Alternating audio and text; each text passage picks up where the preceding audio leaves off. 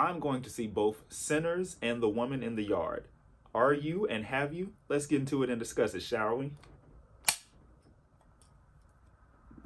You are now tuned in to a PNerdy Films Productions. Perfect films made by perfect nerds. We thank you for watching. Enjoy. And you are now tuned in to the Prince Onyx Network with your good guy here, Prince Onyx. Hey everybody, what's going on? It's your good guy here, Prince Onyx. You already know, Onyx. So we are back to discuss the importance of supporting Black horror films, otherwise known as Horror Noire, which will definitely be somewhere around here so you guys know the correct spelling of it. So when it gets into Black Noire, otherwise known as Black horror films, it's literally that. It is a Black horror film that is led by Black people, directed, produced, and written by Black people, such as a film like Get Out, Us, Nope, and so many others, right? Now, the difference between Black Noire, Horror Noire, and Horror Noire, which is without the E, again, the spellings will be here for you guys to see. When it comes to those, it's kind of like, it's basically Rod Digger in 13 Ghosts, which might be a hidden gem for some people, but it's basically like Rod Digger in 13 Ghosts, Jada Pinkett Smith, and others who were in the Scream franchises where they were in there, but were they the leads? Not necessarily. And oftentimes they ended up getting axed off, you know what I'm saying, killed off within the 5 minutes, or they got executed rather gruesomely, or a combination of both, you feel me?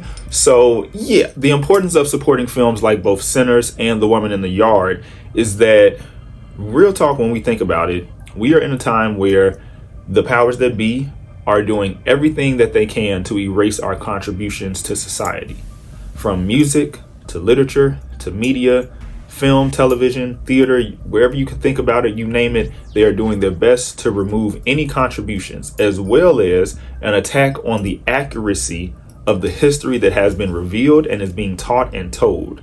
So even the curriculum is being attacked. Books are being banned. And then, not to mention, with inflation and the tariffs, books are going to go up. The pricing of books is going to go up. The attacks on the libraries, things like that. So when it comes to these films, go out and support them.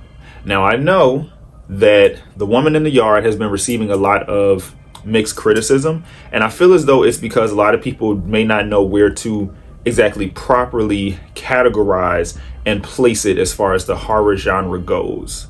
Because horror is not just, Pinhead. It's not just Texas Chainsaw Massacre or the Saw franchise, or even, something like Machete, or it's not like these things where it's all the blood, guts, and gore.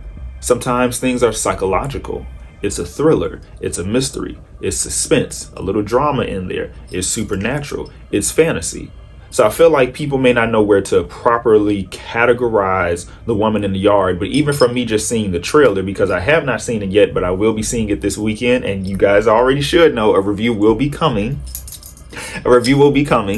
But people don't know where to properly categorize it.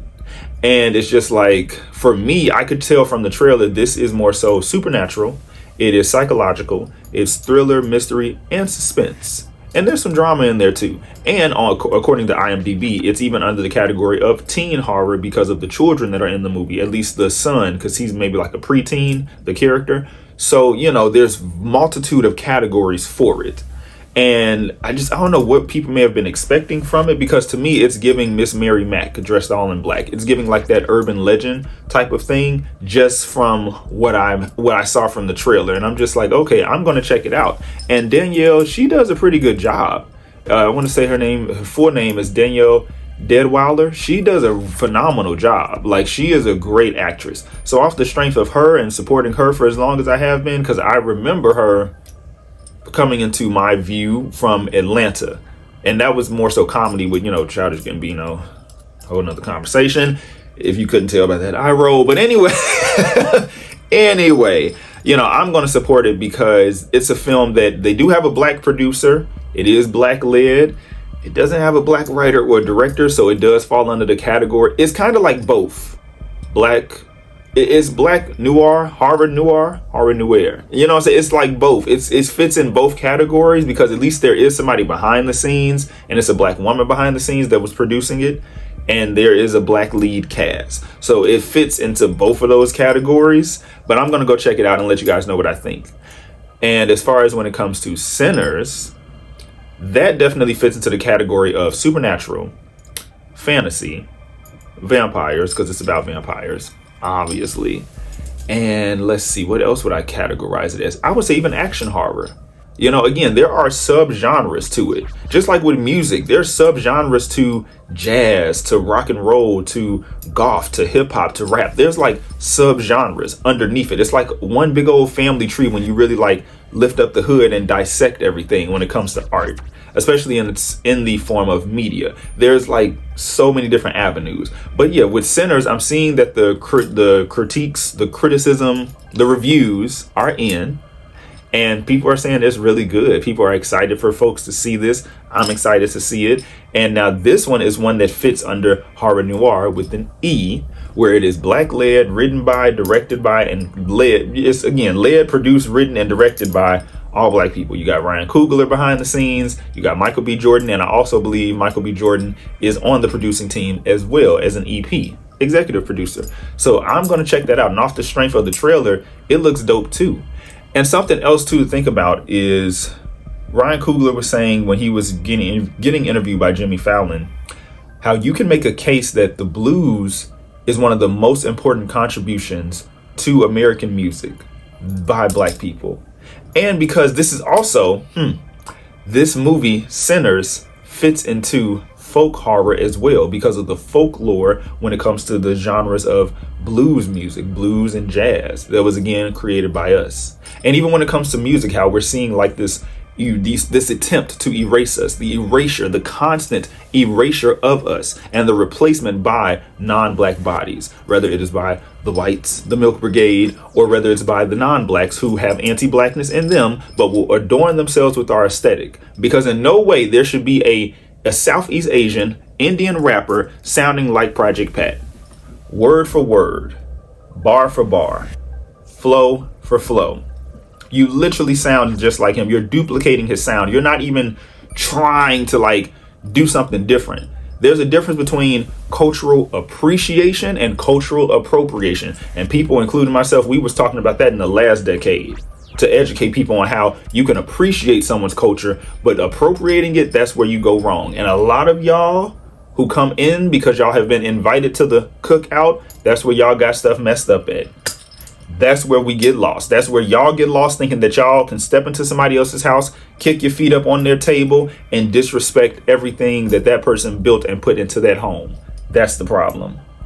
So again, this constant erasure that we are seeing within music, this whitewashing of our contributions and this erasure, this silencing of us, it's why it's ever now so much more important that we show up and support these films. We cannot allow for these films to bomb at the box office.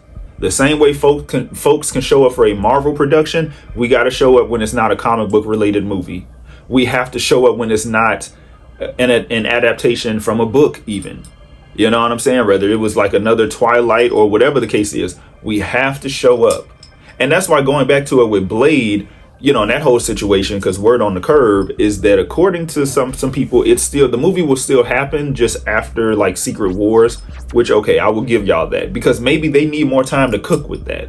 Maybe they need more time. But at this point, it's like, hey, y'all need to figure out what are you guys going to do with it. Is it going to be an old man Logan type of send off for Wesley Snipes where you're introducing Blade's daughter? What are you guys going to do with this? And you have to be able to bring Blade into the MCU. Which is why it would have been perfect to do this now during this multiverse. But I'm going to say, if he was already in the MCU by way of the Eternals in that end credit scene with Kit Harington, aka Black Knight, and this is just a sidebar, if he was in there already in the MCU already, okay, now y'all got to explain where the hell vampire has been for the last 11 years. I'm just saying, y'all got to be able to explain that, because whoa, how did you get here? How did they get here? How did you get here? But in all seriousness, getting back into it, this is why, like, again, with the Blade film, though, I really do hope that it still happens. So, you know, fingers crossed that it does happen, because it is important to see ourselves. Representation is so much more important. Black representation. And it's not just, you know, just seeing them. It's knowing that there are people behind the scenes, too. Again, with Jordan Peele and the first 3 films that we've seen from him, Get Out, Us, Oh my God, why am I slipping on that last one? Nope. Because I keep wanting to say, I'm thinking of Woman in the Yard. And then he has another one coming out called Him. So it's like he keeps it coming each time, again and again and again. And we show up for him. If we can show up for Jordan Peele, if we can show up when it's a Marvel movie, when it's a movie from DC Comics, if we can show up for them, we got to be able to show up when it's not comic book related or when it's not a big name like Jordan Peele attached. And granted, Ryan Coogler, he's a big name himself. But still, this is why it's important to show up for him, just like it's important to show up for the Woman in the Yard. You know what I'm saying? We can have our critiques about it. We can have our criticism, have the mixed reviews, but let's also still at least attempt to go out. Let's still attempt to go out and check it out. You know what I'm saying? I'm encouraging people to check it out. I haven't seen it yet. I've only seen the trailer. I'm going to do a movie review, and me doing a movie review, even if my thoughts change from the time you guys see this video to the time you guys get the review, if they change, that's okay. That's okay. And if they remain the same, even better. But I'm still encouraging people to go out and support it, because we cannot be sitting and complaining about, oh, why are there not as much this, that, and the third? We see how many black-led shows, they either get a short episode order. They take so long to come back with their seasons. There's no reason why we are still waiting for P-Valley. I was going to say PNerdy. That's my company. Why we're waiting for P-Valley to come back for so long, and they've been completed this season. And I'm hoping that it's more than 10 episodes, because you're not about to just bring it back to us and be like, oh yeah, here's 10 episodes, season 3. And then if you guys do get a season 4, we got to wait damn near what, 3, 4, 5 years? Damn, there's no reason that should be the case. There's no reason that should be the case. You know, it's like when we want to show, we want to say, where's the black fantasy? Where's the black supernatural? Where's the black sci-fi? You know, because we're tired of seeing the comedies and the dramas. And y'all know who I'm talking about. Okay, Duplicity. Okay, like Ruthless, Sisters. I'm naming projects, so y'all should be able to click on who I'm talking about. But anyway, and that's no hate. I'm just, baby, not everybody's trying to be the next him. Nobody, ain't nobody trying to be the next TP. Okay? So, yeah, it's just, man, we just got to really show up and support. Again, if my opinion changes by the time I see the film, The Woman in the Yard, so be it. And if it doesn't and it remains the same and I'm speaking highly of it, hey, just go and check it out and we can discuss it, you know? Now, granted, the writer is not black, so I was a little disappointed with that. The director isn't black, so I was just like, damn. But again, there's a black woman who helped to produce this film alongside Jason Blum of Blumhouse. I'm hoping I say that man's name right, because I would like to work with Blumhouse. Because Blumhouse, I might have to go back and watch a video of somebody breaking the name down again. But I would love to work with them because they definitely support indie horror. They support indie projects. So come on now, between them and A24, okay, come on now. But yeah, it's like I'm still going to support it because there are people who are working behind the scenes as well as those in front of the camera who look just like me and those of y'all who are watching. So that's all I got on that, the importance of it, because again, we are seeing complete erasure. We are seeing the attack on us and our contributions and our history in this country and even globally.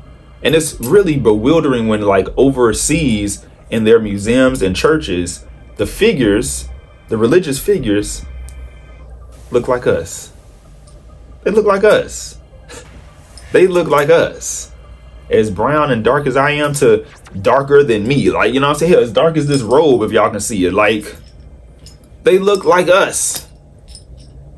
But it's like we're seeing this constant need to erase and then remove us. Like we don't exist. Like our contributions mean nothing. Like we only started at slavery. And then from there, that's it. That's where our history started. And for so long, so many of us thought that. But that was not always the case. And this film with Sinners is ever so more important. So again, you guys, definitely check out these films. Let's discuss them. Let me know what you guys think. Are you excited to see Sinners? Have you seen The Woman in the Yard? Are you going to go see it? I'm going to go see it. I'm going to go see both. And yeah, let me know what you guys think. But that is all I got for now. It is your good guy here, Prince Onyx. I'm signing out. And you already know I'll be back real soon. Real soon. But I'll be back. I'll be back real soon. All right. And that's all, folks. See ya. Peace. And thank you for tuning in with me, your good guy here, Prince Onyx. I look forward to seeing you all again real soon. Be sure to like, share, comment, and subscribe.